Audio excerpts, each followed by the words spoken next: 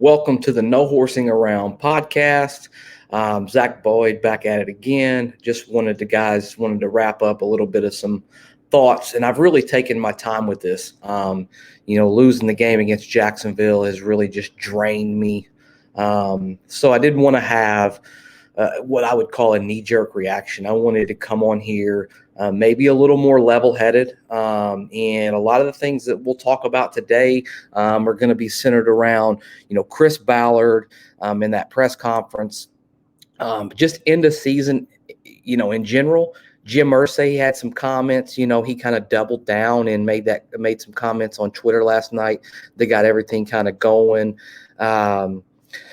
But for me, guys, I just wanted to really concentrate on, philosophy, what's gotten us here to this point where we're not able to get over the hump. Obviously, we all lost that gut-wrenching game. We all feel that pain and the sting of that loss. Some of us more than others. If you're like me, you live and breathe Colts football. So it's really, really been a very tough, now 6 days for me. I've taken a little bit of a hiatus from No Horsing Around podcast this week just because I was just so, hurt, man. I mean, I would call it soul crushing in some regards. Chris Ballard, I will say this before I get really kind of started and get into it.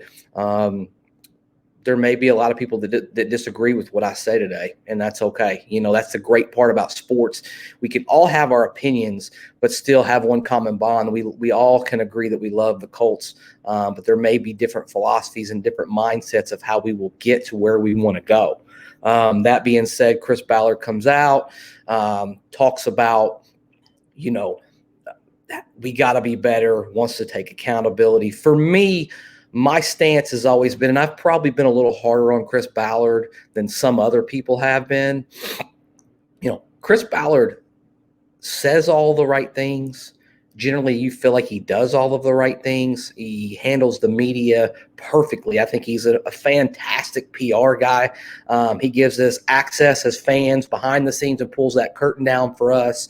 But that being said, you got to win, man. I mean, 5 years, I think he's 42-42. That's 500 football. And we can't continue to go down this path where we keep continuing making excuses. He gets a pass from me. Andrew Luck decides to retire last second. There's nothing you can do, man. I mean, there's just nothing you can really do to string that along. That being said, man, we got to be better, but we got to stop talking about being better. We got to stop talking about being accountable. We got to stop getting up there at the end of the season press conferences saying, hey, we need to win. We need to be better. We need to demand it, and it starts with me. You're right. It does start with you. You construct these football teams. You put these football teams together, and when you have a philosophy to build a football team where you rely heavy on the draft and you just light supplement in free agency, you have to be almost perfect, man. Every decision has to be almost spot on, and it has to be perfect. And you put yourself in such a position where if everything doesn't work out, you end up with a lot of these, 500, barely above 500 seasons, just not really, you're not playing this weekend. I wouldn't say that's necessarily Chris Ballard's fault. But what I would say is he's the guy who's putting these football teams together, and you got to have a little more juice, a little more talent. He's put together a really good, cohesive unit. Good people in the community. There's no doubt about it. We love that. But you got to have some guys who can play some football too, man. You got to have a little dog on your team, where you go out there and you have some people that really hold people accountable when they lose, call people out, they get pissed off. Words are just too cheap right now, man. I mean, I think an inexcusable loss to Jacksonville, obviously, but it's much deeper than that. It starts with last offseason where he had, a big decision to make. He could have went into a quarterback-rich, heavy, young draft class where they had 5 real good first-round viable guys, and he decided to stay out of that and what I call dumpster diving. And he's a victim of his own success to some degree because he's had a little bit of luck with dumpster diving, going out and getting players that, they didn't work out this place, but he ended up Kenny Moore, for example, he goes and finds him. He turns out to be, a really good nickel corner for him. But you just don't get a lot of good things when, you can't build a long-term solution dumpster diving. So he went on the cheap. I thought they probably should have brought back Phillip Rivers and drafted a quarterback last year. They could have got one. The resources that they would have had to give up to move up in that draft would not have been nearly as much as you would in normal years. They didn't have to get in the top 5. There were still a couple left over once you got to that 10 pick, 10, 11 with Justin Fields and then Mac Jones obviously going 15 to New England. It's just not good enough. He's right. It is unacceptable, and it's unacceptable to continue to do the same thing year in and year out and expect a different result, right? That's a definition of insanity. We're going to continue doing the same exact thing every single solitary year. We're going to stick to our guns, and we're going to get most likely the same result. Carson Wentz coming back next year, he certainly didn't endorse him.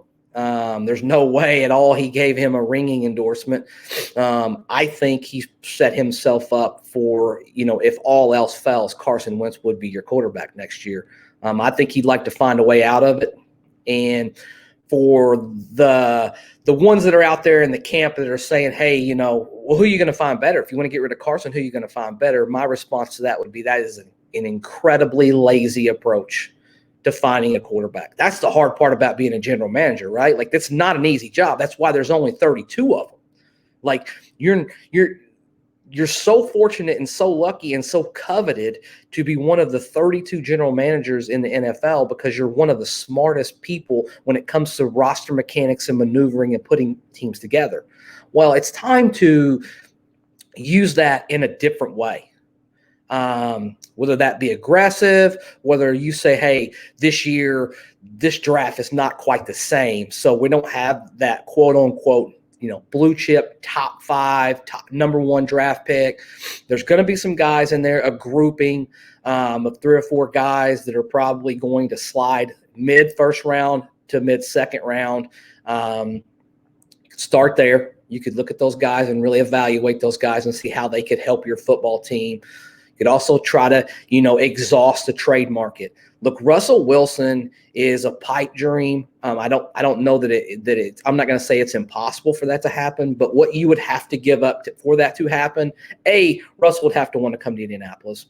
B, Ballard would have to be willing to part ways with a lot of draft capital, and up until this point has just not been willing to really do that. He gave up a little bit for Carson, obviously. With the thought that he was going to get to the playoffs this year, and that backfired on him. And, the relationship that Frank and Carson have, I believe has skewed that a little bit. I think Frank wants Carson to be good so bad. Like, he really just in his core, he wants Carson almost like his son-in-law. He loves this guy. He believes in this guy. Did Carson do some special things this year? He made a couple special throws, but not enough special. Not enough to say that moving forward, he's your solution for the next 8 to 10 years. Chris Ballard mentioned that he didn't want to have this Band-Aid quarterbacks. He wants to have this thing locked up for the next 10 years. I don't see that with Carson Wentz. And you talk to anybody around the league, and I encourage you guys, Kurt Warner put out a really good video on Carson Wentz. You can go find it on YouTube as well. Just why he's broken.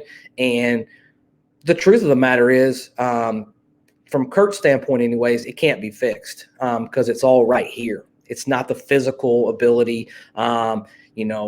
Carson really, really, really struggles in the fourth quarter. He has his whole career. And when the moments are the biggest for Carson Wentz, Carson plays the smallest. That's indisputable.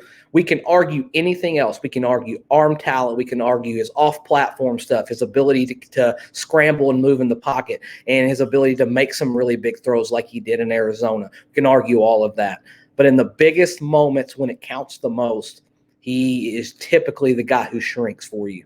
And you want a guy who goes out there and really instills that competitive nature that, hey, we're going to go ahead and win no matter what. You look at a guy like Derek Carr playing with a team that's far less talented, and in big moments has led his team down the field pretty much the whole month of December to kick field goals to win games to go to the playoffs, because he's not scared of the moment. He lives for the moment. I'm not sure Carson Wentz lives for those moments, to be honest. That's my take. Obviously, I'm not pro Wentz. This is not a we just lost to Jacksonville and now I'm out on Wentz. When we traded for Wentz, I thought it was a bad decision. I thought we should have drafted a quarterback the way our team's constructed.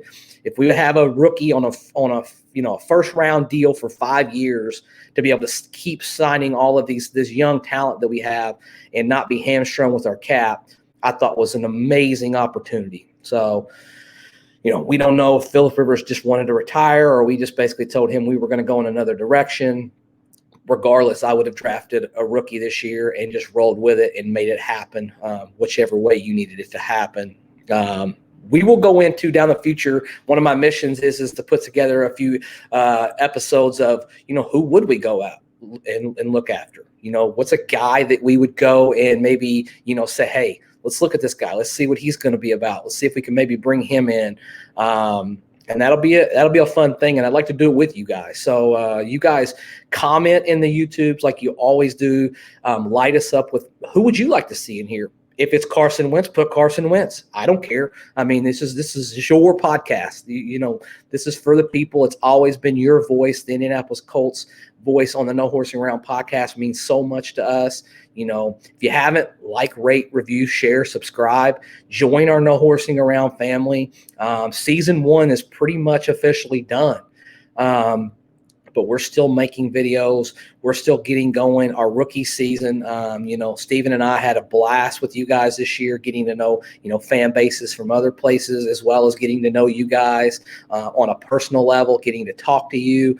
We'll have free agencies talk. We'll have, obviously a bunch of draft stuff. If you're a super football nerd, you're probably going to still want to tune in because we're going to get into it. We might spread out some of our podcasts a little bit as the off season goes. Take a deep breath, pause, see where we're going to go. But as breaking news comes, we're going to continue to keep feeding you guys. And as my name says on Twitter, Colts Nation 365, that's true. That's every day, 365 days a year. I am a Colts fan. That will never stop until the day I take my last breath, man. But we want to know your comments. We want to know your thoughts on Chris Ballard. Has he been good enough? What do you feel like? Has Ballard done a good enough job putting this football team together, constructing this football team? What are areas that we need to fix? Wide receiver, pass rush, quarterback? What do you think? Light us up in the comments. And as always, guys, I love you. Steven loves you. And we are out.